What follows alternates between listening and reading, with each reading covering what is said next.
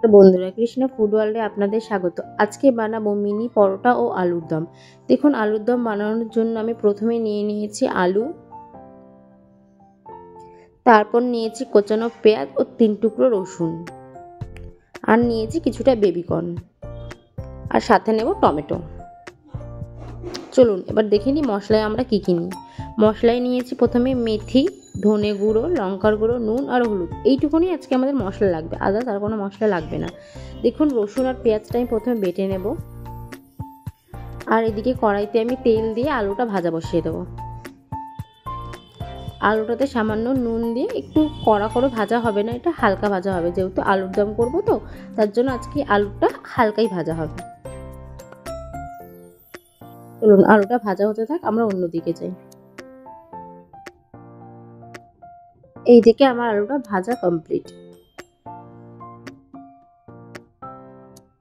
এবার কড়াইতে ওই তেলে একটা শুকনো লঙ্কা, একটা তেজপাতা ও কিছুটা পরিমাণ মেথি ফোড়ন দিয়ে দেবো। লঙ্কা, তেজপাতা ও মেথিটা একটু পুড়ে গেলে তারপরে দিয়ে দেবো কুচনো পেঁয়াজটা। এবার কুচনো পেঁয়াজটা ভালো করে ভাজা করে নিতে হবে।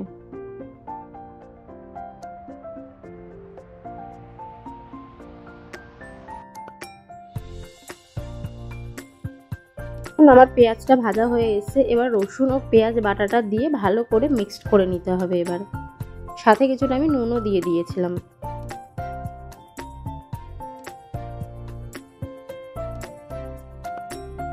পেঁয়াজটা ভাজা হয়ে গেলে কুচনো টমেটোটা দিয়ে দেবো। এটা হালকা ভাজা হয়ে আসলে কিছুটা আদা বাটা ও কিছুটা লঙ্কা বাটা দিয়ে ভালো করে মশলাটা ভেজে নিতে হবে।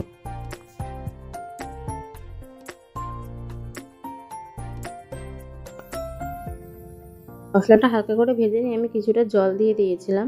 এবার দিয়ে দেবো একে একে সব গুঁড়ো মশলাটা। প্রথমেই দিয়ে দিয়েছিলাম হলুদ গুঁড়ো, তারপরে দিয়েছি লঙ্কা গুঁড়ো ও ধনে গুঁড়ো দিয়ে এবার ভালো করে মশলাটা কষিয়ে নিতে হবে। দেখুন, এবার মশলাটা ভালোভাবে নাড়াচাড়া করে নিয়েছি। এবার একটু ঢেকে দেবো কিছুক্ষণের জন্য। দেখুন, আমি ঢাকনাটা তুলে দিলাম, অনেকটাই তেল বেরিয়ে গেছে মশলা থেকে। এবার একটু ভালো করে নাড়াচাড়া করে ভেজে রাখা আলুটা দিয়ে দিতে হবে।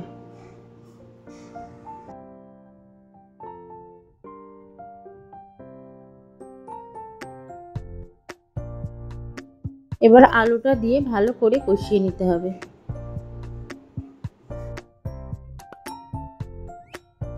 এবার দিয়ে দেবো বেবিকর্নটা। বেবিকর্নগুলো দেওয়ার পরে আমি একটু ঢাকা দিয়ে দেবো কিছুক্ষণের জন্য। দেখুন, আমার ঢাকা খুলে দিয়েছি, মশলাটা অনেকটা কষা হয়ে এসেছে, চারিদিক থেকে তেলও বেরিয়ে গেছে। এবার আরেকটু নাড়াচাড়া করে আমরা যেমন ঝোল রাখবো সেরকম আমি জল দিয়ে দেবো সেই পরিমাণে।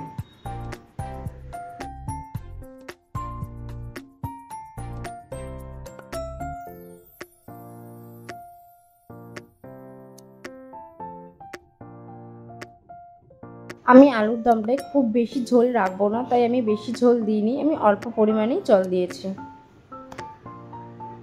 এবার আমি আবার ঢাকা দিয়ে দেবো।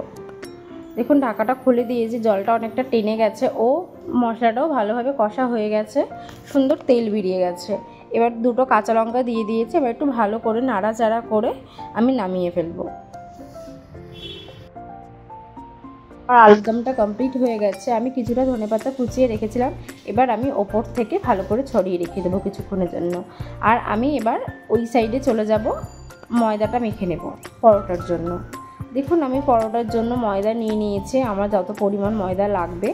ময়দাটার মধ্যে এবার তেল, নুন ও সামান্য পরিমাণ চিনি দিয়ে ভালো করে ময়াম দিয়ে মেখে নেব।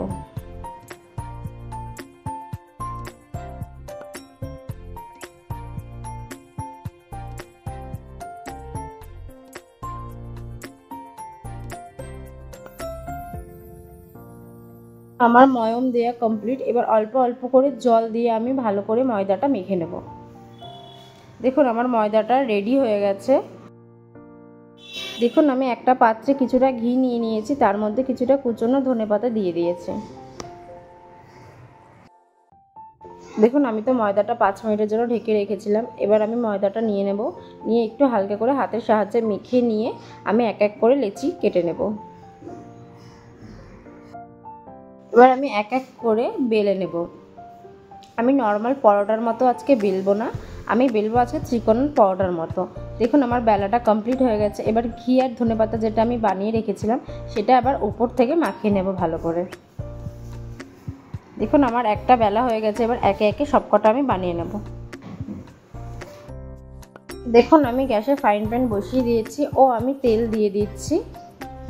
আর আমি এই যে পরোটাগুলো বানিয়ে রেখেছিলাম ওপর থেকে আমি কিছুটা করে তিল দিয়ে দিচ্ছি। আমার ফ্রাইং প্যানটা গরম হয়ে গেছে। এবার আমি এক এক করে পরোটা দিয়ে দিচ্ছি। যেহেতু পরোটাগুলো ছোট, আমি প্রথমেই বললাম মিনি পরোটা, তার জন্য একটা ফ্রাইং প্যানের মধ্যে 3টে করে একসাথে ভাজা হয়ে যাচ্ছে। দেখুন আমার এক পিঠ ভাজা হয়ে গেছে, আমি আর এক পিঠ উল্টে দিচ্ছি। এভাবেই নর্মালি পরোটার মতো আমি ভেজে নেব।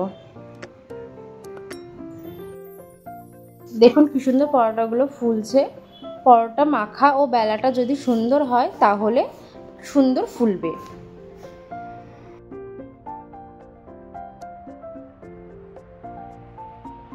দেখুন পরোটাটা ভাজা হয়ে এসছে। এবার আমি পরোটাগুলো নামিয়ে ফেলবো।